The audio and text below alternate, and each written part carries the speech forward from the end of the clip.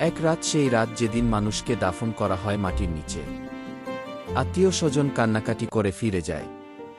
কবরের মাটির উপরে আর কেউ থাকে না।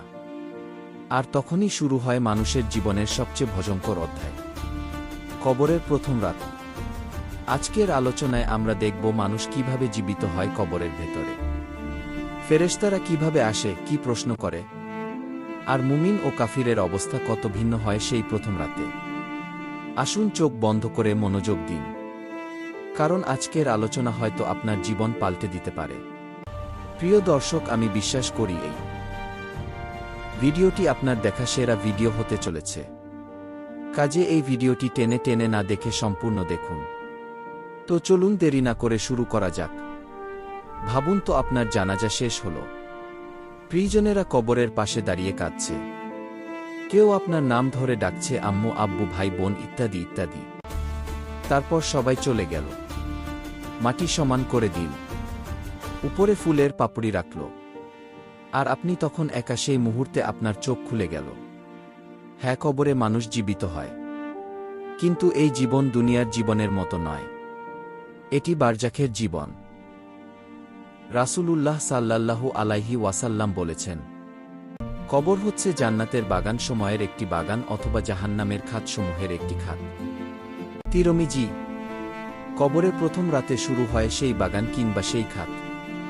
আপনি কি ভেবে দেখেছেন আপনার জন্য কবর কি অপেক্ষা করছে? মাটির অন্ধকার, নিস্তব্ধতা। হঠাৎ প্রবল আওয়াজ। দুজন ফেরেশতা কবরে মাটি পড়ে ভেতরে প্রবেশ করল। তাদের রূপ ভয়ঙ্কর, চোখ জ্বলজ্বল করছে, কণ্ঠস্বর বজ্রের মতো। তাদের নাম মুনকার ও নাকির। তারা আপনাকে বসিয়ে দেবে।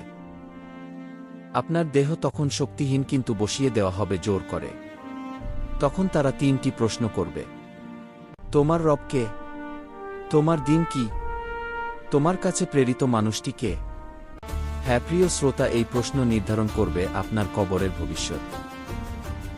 একজন মুমিন যে আল্লাহর পথে জীবন কাটিয়েছে, সে সাহসের সাথে উত্তর দেবে, আমার রব আল্লাহ, আমার দিন ইসলাম, আর আমার নবী মুহাম্মদ সাল্লাল্লাহু আলাইহি ওয়াসাল্লাম। ফেরেশতারা তখন বলবে, তুমি সত্য বলেছ। তারপর স্বর্গের দরজা খুলে যাবে, সুবাসিত বাতাস ভেসে আসবে। একজন সাদা পোশাকধারী এসে বলবে, আমি তোমার নেক আমল, আমি তোমার সাথে থাকব কিয়ামত পর্যন্ত। তার কবর জান্নাতের বাগানের মতো প্রশস্ত হয়ে যাবে। এটাই মুমিনের প্রথম রাত।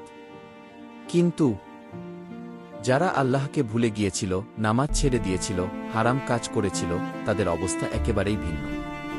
ফেরেশতারা যখন প্রশ্ন করবে, সে বলবে, হাহা, আমি জানি না, মানুষ যা বলতো তাই বলতাম। তখন ফেরেশতারা বলবে, তুমি মিথ্যা বলেছ। পৃথিবী তার চারপাশ চেপে ধরবে, এমন চেপে ধরবে যে পাঁজরের হাড় একে অপরের সাথে মিশে যাবে। জাহান্নামের আগুনের জানালা খুলে দেওয়া হবে।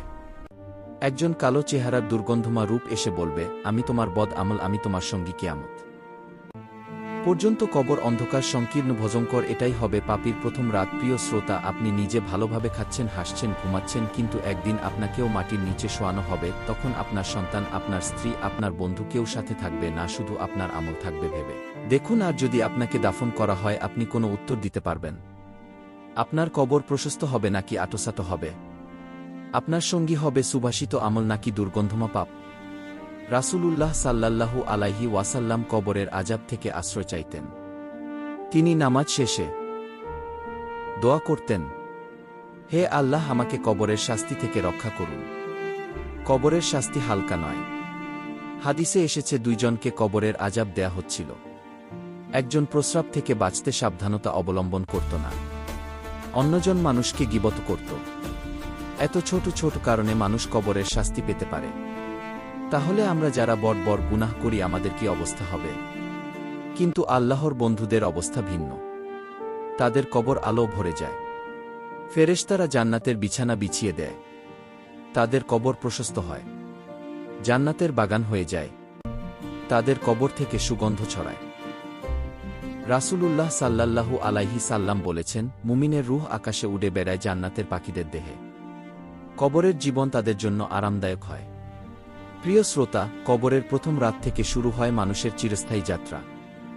আর যদি আমরা নামাজ পড়ি, কোরআন তেলাওয়াত করি, হারাম থেকে দূরে থাকি, তাহলে আমাদের কবর হবে জান্নাতের বাগান। আর যদি গুনাহে ডুবে থাকি তবে সেই কবর হবে জাহান্নামের খাদ। আসুন আমরা সবাই দোয়া করি, হে আল্লাহ, আমাদের কবরকে জান্নাতের বাগান বানিয়ে দিন। কবরের প্রথম রাতকে আমাদের জন্য শান্তিময় করুন। আমাদেরকে নেক আমল করার তৌফিক দিন। আল্লাহ আমাদের সবাইকে কবরের ভয় থেকে মুক্তি দান করুন। আমিন।